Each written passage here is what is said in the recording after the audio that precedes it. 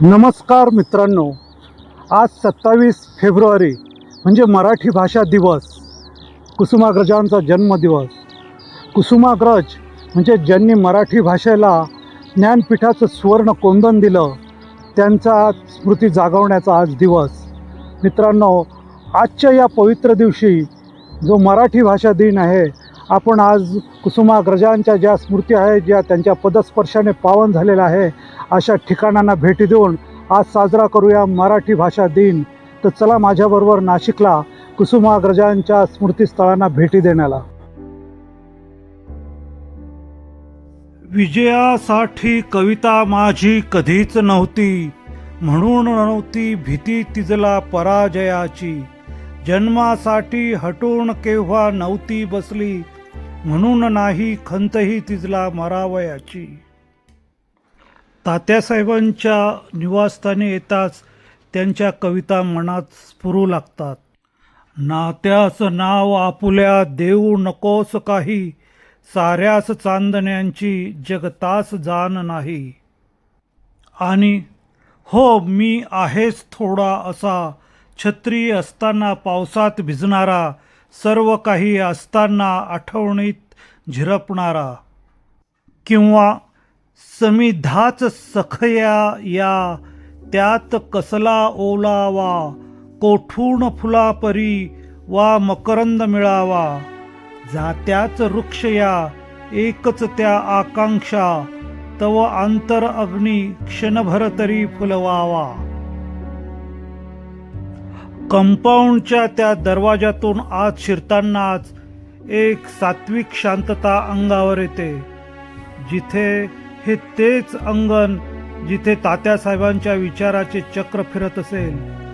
कणा कवितेतील तो विद्यार्थी येथेच येऊन म्हणाला असेल का, ओळखलत का सर मला, पावसात आला कोणी, कपडे होते कर्दमलेले, केसावरती पाणी. ज्या माणसानं उभ्या महाराष्ट्राला विचारांचे तेज दिले, त्यांचे राहणीमान किती साधे होते. आणि साहित्य आणि साधेपणा यांचा सुरेख संगम आहे हे येथील स्मारक. डोळ्यांसमोर संपूर्ण तात्यांचं जीवन उभं राहतं. ते कवितेत म्हणतात, प्रेम चारी पुरुषार्थाची झिंग देणाऱ्या जीवनाच्या द्रवावर करावं आणि पारध्याच्या बाणानं घायाळ होऊन अरण्यात एकाकी पडणाऱ्या स्वतःच्या शवावरही करावं. प्रेम कुणावरही करावं, कारण प्रेम आहे माणसाच्या संस्कृतीचा सारांश, त्याच्या इतिहासाचा निष्कर्ष आणि भविष्य काळातील त्याच्या अभ्युदयाची आशा एकमेव. तात्यांच्या या खोलीत त्यांच्या सर्व स्मृतीच्या वस्तू जतन करून ठेवल्या आहेत. या ठिकाणी साक्षात ज्ञानपीठ पुरस्कार झळकत आहे. तसेच राष्ट्रपतींच्या हाती मिळालेला पद्मभूषण सन्मान. या येथे तात्यांच्या सर्व वस्तू जतन करून ठेवलेल्या दिसतात. त्यांची ती खुर्ची, समोरची ती बैठक, जणू तात्या या ठिकाणी बसून एखादी ओळ लिहित आहे असेच भास होतो. बाजूसच त्यांचा पलंग आणि भिंतीवर त्यांच्या पत्नीचा फोटो. संसारातील त्यागाची आणि प्रेमाची मूक साक्ष. हे घर बघताना अंगावर शहारे येतात, कारण इथल्या प्रत्येक कणात विशाखा, नटसम्राट आणि कणा सारख्या अजरामर कलाकृतींची अस्तित्व या ठिकाणी जाणवतं. तसंच या खोलीत आहे समृद्ध वाचनालय. तात्यासाहेबांनी जगातील श्रेष्ठ साहित्य वाचले आणि त्याहून श्रेष्ठ मराठीत निर्माण केले. आणि हे पहा, या ठिकाणी विविध कवी, विविध लेखक यांची पुस्तकं या कपाटांमध्ये बंदिस्त असली तरी ती वाचकांसाठी उपलब्ध आहेत. या ठिकाणी एक वाचनालय चालवले जाते आणि मराठीतील उत्कृष्ट अशी ग्रंथसंपदा या ठिकाणी ठेवण्यात आलेली आहे.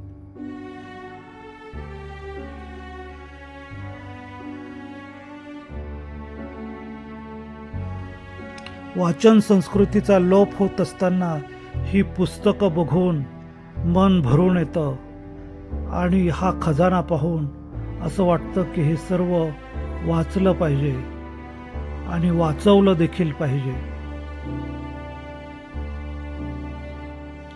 आणि हे पहा, माझ्या आयुष्यातील सुवर्णक्षण, साक्षात तात्यासाहेबांसोबतचा माझा हा फोटो केवळ आठवण नाही तर माझ्यासाठी तो साहित्याचा आशीर्वाद आहे. आजच्या दिवशी हा फोटो पाहताना डोळे ओलावतात.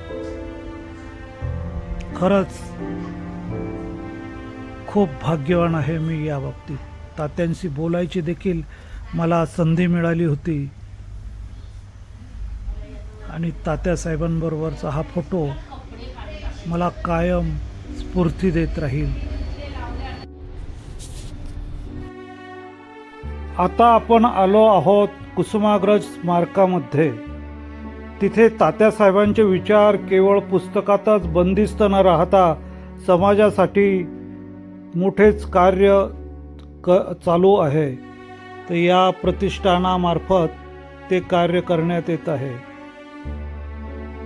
येथे असणारी विविध दालने, ज्याला कुसुमाग्रजांच्या कविता संग्रहाची विविध नावे दिलेली आहेत, तसेच ज्ञानोपासना करणारी ही अभ्यासिका ही या ठिकाणी आहे. अनेक नागरिक, विद्यार्थी आणि मराठी भाषेचे रसिक या स्मारकाला भेट देत असतात व वर्षभर या ठिकाणी विविध कार्यक्रम चालू असतात. अशा या स्मारकात आल्यानंतर एक वेगळ्याच प्रकारची ऊर्जा आपल्याला मिळत असते.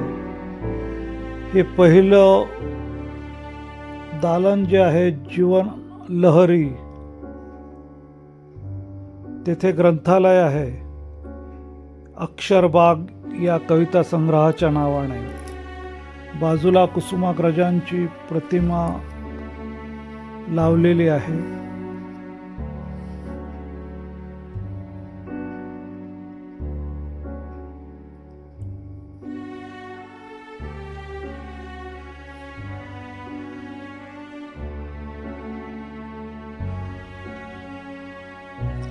प्रवासी पक्षी,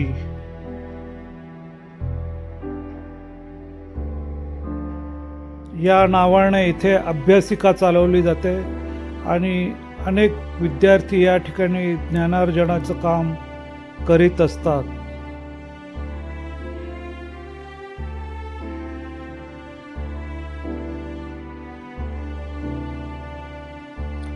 श्रावण या नावाने देखील एक दुसरी अभ्यासिका आहे.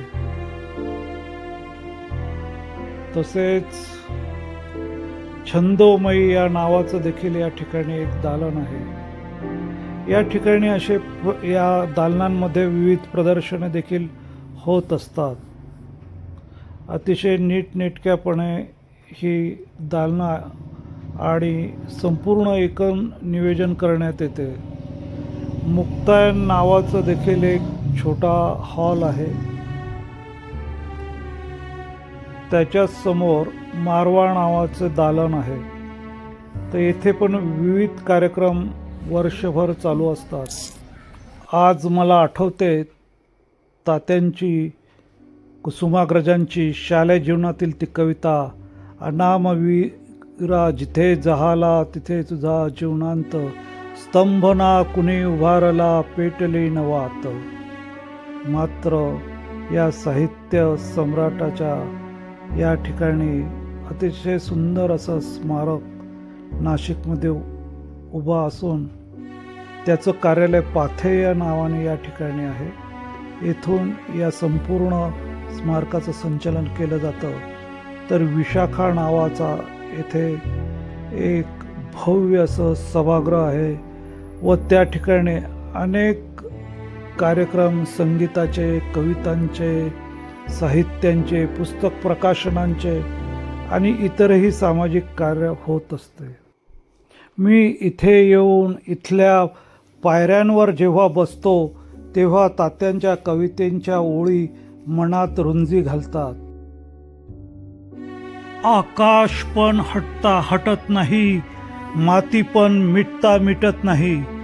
आकाश पण आणि माती पण या संघर्षात माझ्या जखमांचं देणं फिटता फिटत नाही, फिटता फिटत नाही.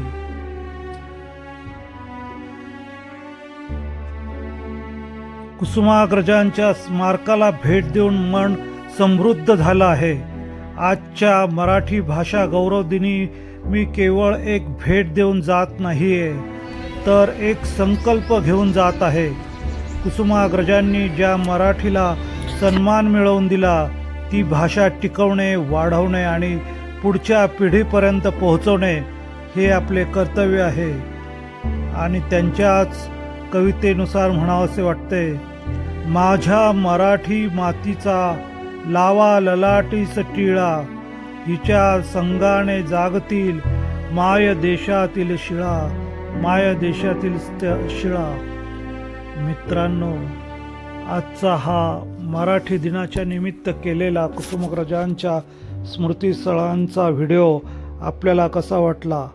आपल्याला जर तो आवडला असेल तर लाईक करा, शेअर करा आणि सबस्क्राईब करायला विसरू नका. धन्यवाद. जय मराठी, जय महाराष्ट्र.